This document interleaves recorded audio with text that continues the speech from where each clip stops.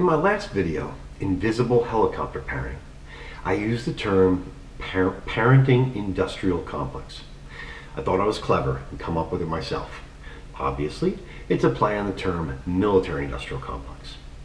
Ultimately, when I did a Google search, lo and behold, that term had been used before. Turns out I wasn't all that clever. I found an article written in 2014 by a woman named Beth Caldwell. I'm not sure if she coined the term, probably not, but hers was actually the oldest article I found using that term.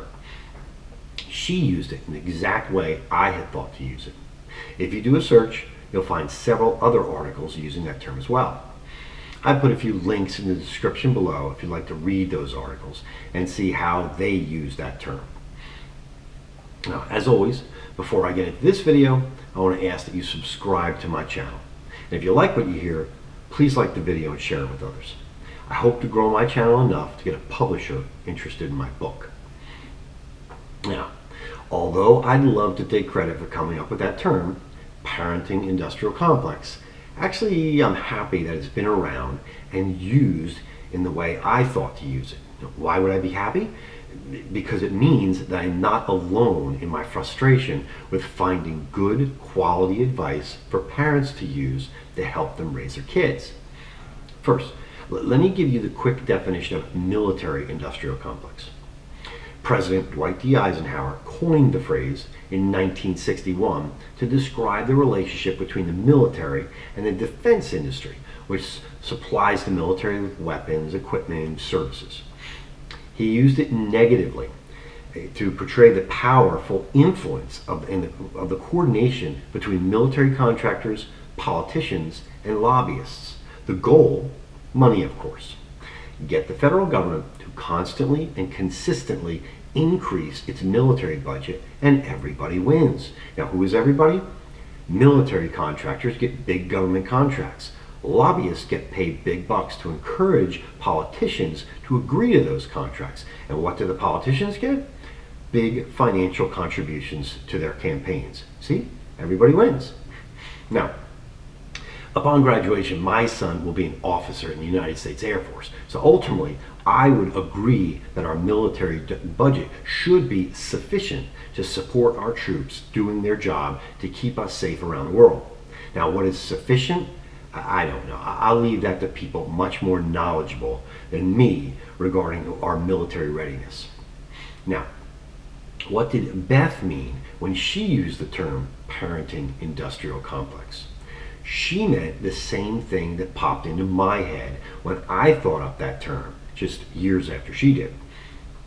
According to Deloitte, millennial moms spend almost $232 million on parenting books every year. That's a lot of books.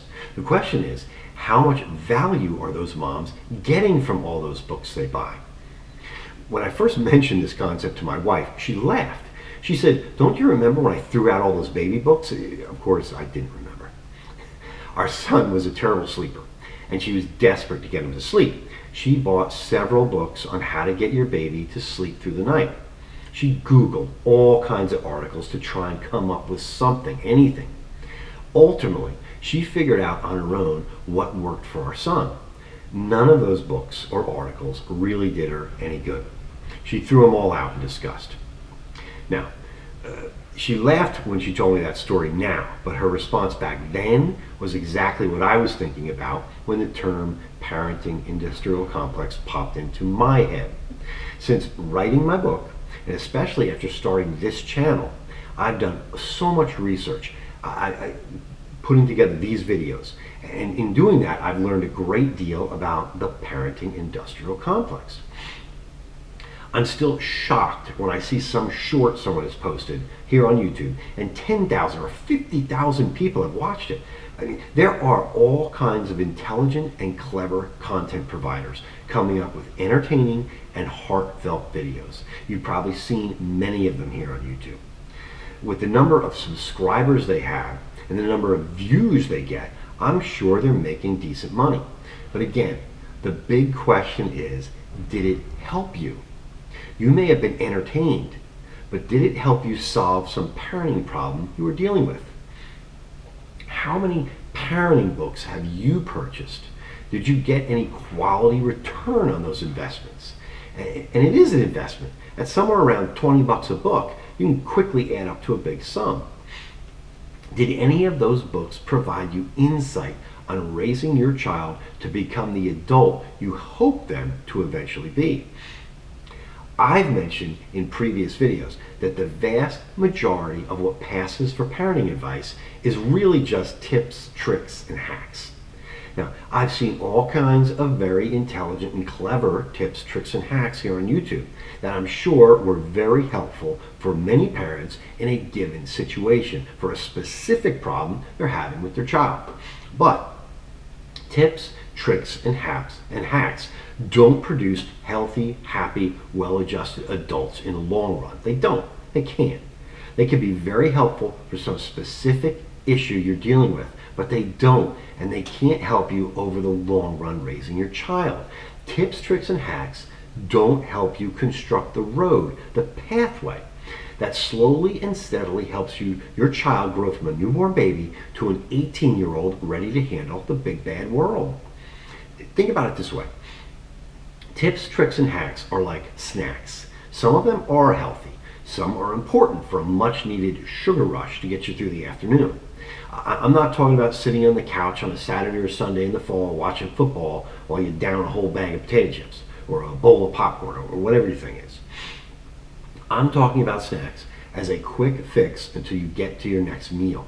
You see, you can't constantly eat snacks and avoid meals. I guess you could, but we all know that would end in a disaster. I'm talking about the stereotypical gamer with mounds of empty snack wrappers piled around their screen while they endlessly, that is to say without a break, commit themselves to the online world they love. That stereotypical gamer is about as unhealthy as you could possibly be. Now, again, I'm not knocking snacks here. They can be very important in many ways. There are plenty of healthy snacks available, but they can't provide the nutrition that is the backbone of a healthy human being. A good healthy meal, 3 squares a day here in the US, that's the foundation of a healthy person, whether that person is 3 years old or 83 years old. The road, the pathway to good health is eating healthy. Are snacks bad? No. Just like tips, tricks, and hacks, they aren't bad. They're just not the foundation for building a healthy person. Now, let me continue on this analogy, comparing snacks with tips, tricks, and hacks. Have you ever been down the snack aisle at your grocery store? I mean, holy smokes. On many of my trips to the grocery store, I don't even walk down that aisle. It's crazy. So many wonderfully delicious choices. It's so easy to grab a bag of this or bag of that. Fun, flavorful, fulfilling, fantastic. The 4 F's of snacking. This is exactly what I think of. The majority of the parenting books and articles I see today, they're snacks. It's nothing but snacks. Not bad for you necessarily, but just like a snack. Easy, simple, quick, satisfying.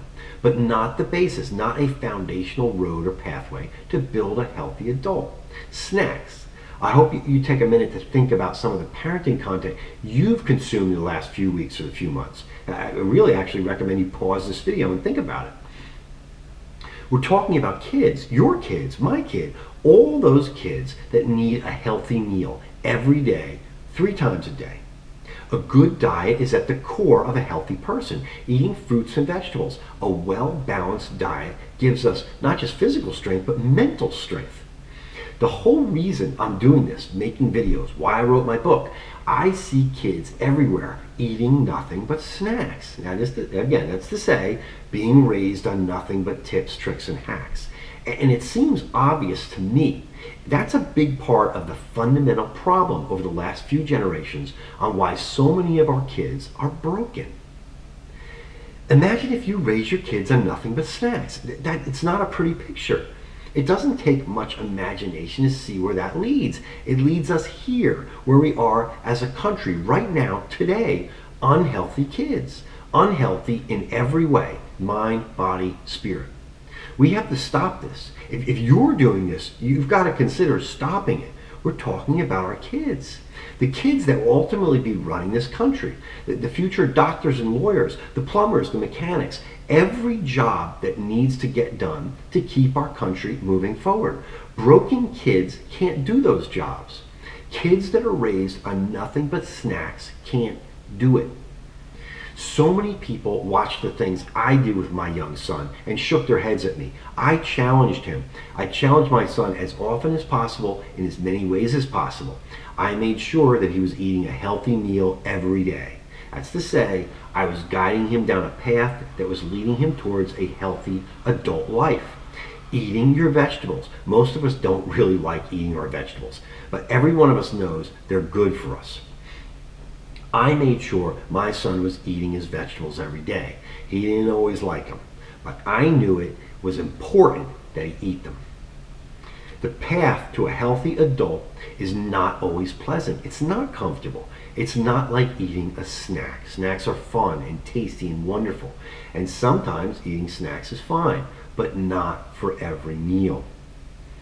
The reason my wife and I ended up with an independent, confident, good decision maker is because we made sure in our parenting in such a way that my son was on a road, a pathway toward a healthy adult life. Staying on that path consistently, it's lousy sometimes. It would have been so much easier to wander aimlessly and take the path of least resistance. To say to my son, I agree, vegetables don't taste that good. Here, eat some chips, here's some cookies. And honestly, that's exactly what we did do sometimes, occasionally, because, we're human. But most of the time, the vast majority of the time, we made sure our son ate his vegetables. He didn't live on a constant diet of snacks, tips, tricks, and hacks. Today, when I talk to my son, or on the rare occasion I get to see him just a few times a year, he's everything and more than I could have hoped for. I don't need to tell him to eat his vegetables. He does it on his own now. He's an independent, confident, good decision maker because my wife and I fed him a healthy diet throughout his childhood, and he's the man he is today because of it. Thanks for listening.